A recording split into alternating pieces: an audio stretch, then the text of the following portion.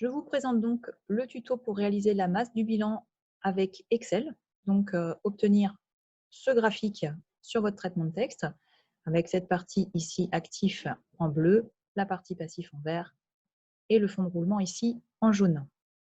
Donc, on va faire en sorte de réaliser quelque chose qui ressemble complètement à ça. Donc, on va pouvoir faire le graphique quasiment en entier. On aura juste à rajouter ici les zones de texte pour chaque partie et le titre en haut. On va donc réaliser un tableau de ce type avec ici la colonne des actifs, la partie année N et fond de roulement qui va se retrouver ici dans cette zone blanche, et la partie passif avec tous les chiffres sur le passif. Les parties en jaune sont les parties que l'on va cacher au final dans notre graphique, puisqu'on veut au milieu que nos fonds de roulement qui apparaissent ici. Donc pour trouver ces chiffres ici, c'est très simple. Le premier chiffre correspond au premier chiffre que vous avez dans l'actif ici, qui sont les immobilisations. Et les deux chiffres en dessous correspondent aux deux derniers chiffres ici que vous avez dans votre graphique concernant le passif, qui correspondent ici aux dettes d'exploitation et au court terme. On voit bien que ça correspond exactement à ces parties-là, ici et ici. C'est pour ça qu'on va les intégrer dans le tableau pour faire le graphique. On fait donc ce tableau et on le sélectionne. Et on va aller sur l'outil Insertion, Graphique. On va choisir ce graphique-ci qui apparaît ainsi. On va intervertir les lignes et les colonnes pour n'avoir plus que 3 parties. On va aussi changer d'ordre bleu, rouge, gris, jaune et les mettre dans l'autre sens. Donc pour ça, il va falloir aller sur sélectionner les données. Et on va inverser en fait les séries qui sont ici. Pour ça, ils vont utiliser la petite flèche qui est là. Donc série 1 va passer tout en bas, série 2 au-dessus de série 1 et série 3 au-dessus de série 2. Et du coup, nous avons les graphiques qui sont dans le bon ordre. On va aussi gérer les dispositions, par exemple, pour faire apparaître les chiffres, puisqu'on va en avoir besoin. On a des options ici sur Excel qui n'existent pas forcément sur d'autres logiciels. Donc, on va le faire ici, disposition rapide, et on va choisir la disposition 4 qui va nous permettre d'avoir tout de suite les résultats avec des chiffres. Donc, ça va être plus rapide pour vous. On peut aussi choisir un type de couleur qui va nous permettre aussi d'aller plus vite. Par exemple, vu que cette partie-là sera tout en bleu en dégradé, on n'aura plus qu'à changer cette partie-là et celle-ci. On va réduire la largeur ici entre nos différentes parties. Donc pour ça, il faut sélectionner ici une partie du graphique et aller ici à droite sur la partie options des séries. On choisit largeur des intervalles 0. On valide en faisant entrer et du coup, tous nos éléments sont collés les uns aux autres. On va pouvoir maintenant supprimer, en tout cas cacher ici les parties qu'on ne veut pas voir apparaître. On va garder que celle-ci qui correspond à nos fonds de roulement. Donc on va cliquer une fois sur cette zone-là. Si jamais vous n'étiez pas dessus et que vous aviez cliqué à l'extérieur, on clique une fois, on voit que sélectionne tous les bleus foncés, on va cliquer une deuxième fois pour sélectionner que celui-ci. On va demander en fait à avoir un remplissage avec aucun remplissage. Et vu qu'il y a encore des traits autour, on va aussi aller sur bordure ici et demander aucun trait. On insiste si jamais il ne le prend pas du premier coup. On fait pareil pour ceux du dessous. Je reclique une deuxième fois. Aucun remplissage, aucun trait. Une fois qu'on a fait ces 3 parties, on va aussi supprimer les chiffres dont nous n'avons plus besoin. Donc celui-ci, donc je reclique une deuxième fois pour n'avoir que celui-ci. Je vais faire supr sur mon clavier. Et pareil pour les deux autres. Une fois, 2 fois. Et je fais supr. Il ne reste plus qu'à formater nos chiffres pour qu'ils soient plus lisibles, puisque là, nous n'avons pas de séparateur de milliers.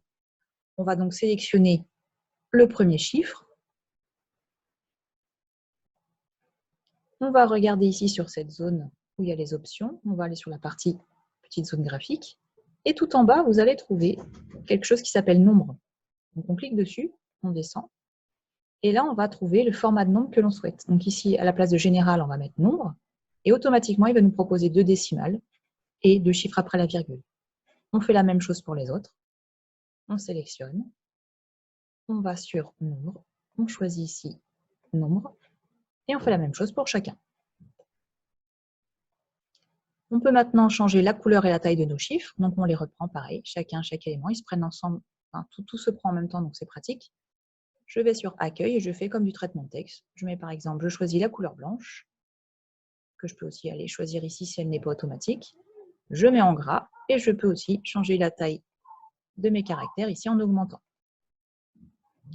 Je fais la même chose pour ici. Donc je repère à combien j'ai mis, 11. Je fais la même chose. 11, gras et blanc. Et je fais ça pour tous mes chiffres. Une fois que j'ai changé la couleur de mes chiffres, je vais pouvoir aussi changer la couleur de mes éléments ici qu'on n'a pas encore changé. Donc celui-ci, on a dit qu'on le mettait, donc je clique une fois. Une deuxième fois, je le mets en jaune. Donc je vais ici sur le seau, remplissage uni, le petit seau, et je choisis le jaune foncé. Et ici, dégradé de vert. Donc je reclique une deuxième fois sur celui-ci pour n'avoir que celui-ci. Remplissage uni, et je sélectionne un vert foncé. Ici, pareil, une fois, deux fois, remplissage uni, vert un peu moins foncé, et le dernier, encore un peu moins foncé. Donc je clique une fois, une deuxième fois, remplissage uni, et je choisis le vert un peu moins foncé.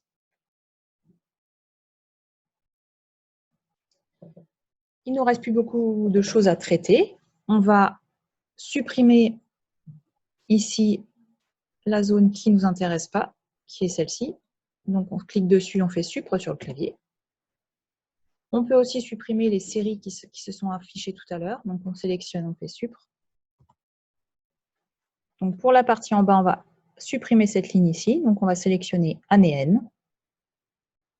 On va faire clic droit, mise en forme de l'axe.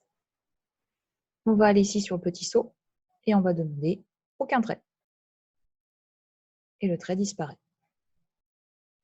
On peut modifier aussi la taille des caractères ici. Pareil, on clique dessus et puis on va modifier directement ici. Donc on peut choisir un gris clair, par exemple, mettre en gras et en plus grand.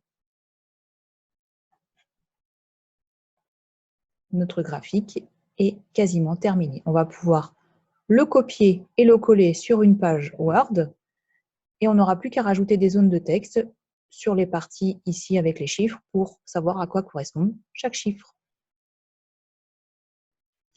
Une fois qu'on a copié et collé notre graphique, on va pouvoir ajuster sa taille. On a fait attention auparavant d'avoir laissé un petit espace au-dessus pour pouvoir mettre le titre.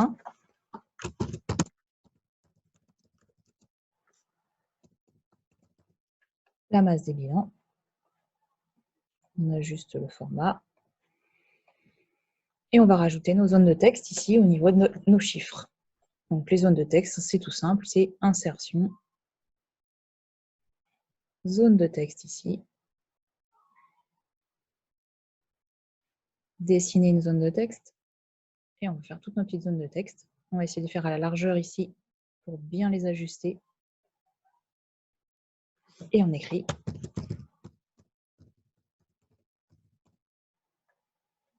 On centre. Et on met la bonne couleur. Donc là, on va mettre en blanc pour que ça soit assorti au reste.